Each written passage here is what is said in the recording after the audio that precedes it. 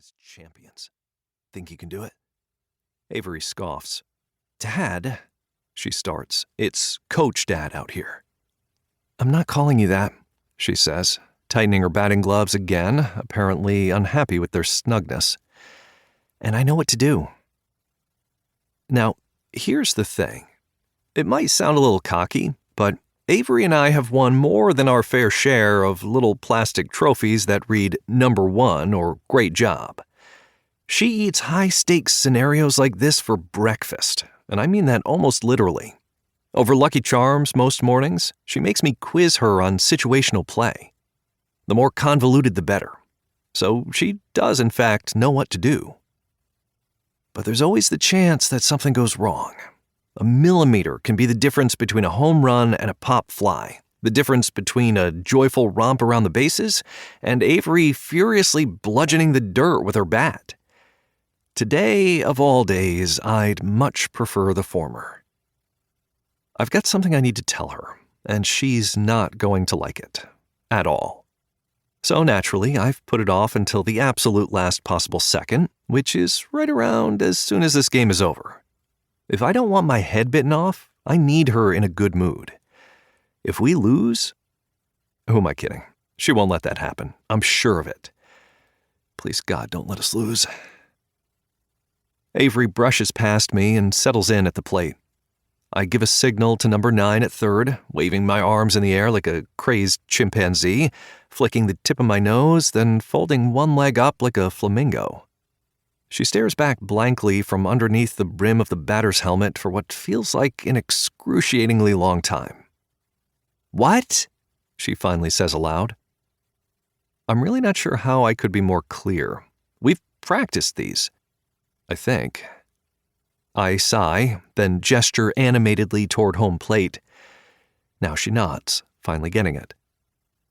The pitcher winds up and delivers, and, to my surprise, Avery doesn't appear to be aiming for a controlled line drive through the gap.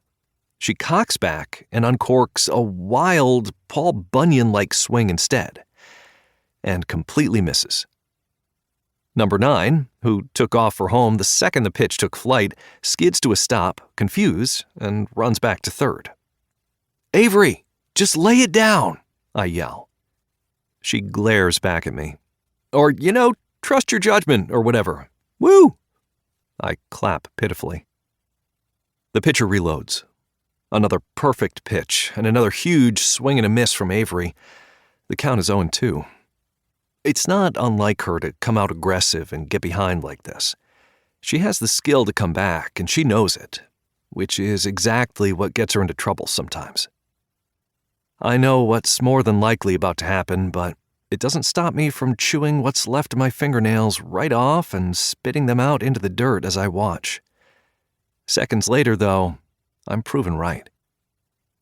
The pitcher adjusts her headband, digs her feet into the mound, and fires off another. Avery cocks back, not letting up, only this time she absolutely crushes it. The ball rockets into deep center, way over the outstretched gloves of the hapless fielders.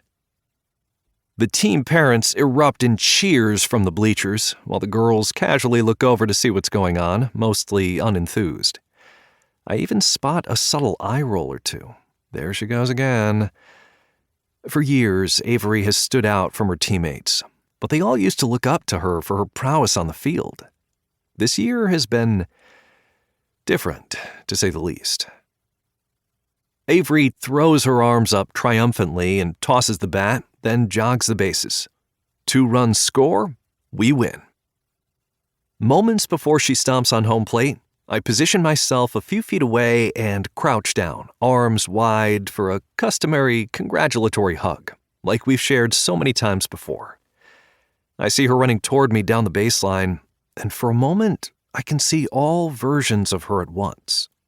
4-year-old Avery, who forgot to drop the T-ball bat and carried it around the bases. 6-year-old Avery with the batter's helmet drooping over her eyes. 9-year-old Avery, who was finally big enough to tackle me to the ground in a fit of giggles. Beaming, I ready myself for the embrace that's been the highlight of my week for as long as I can remember. It's a little uncoach-like, I admit, but it's one of the few fatherly...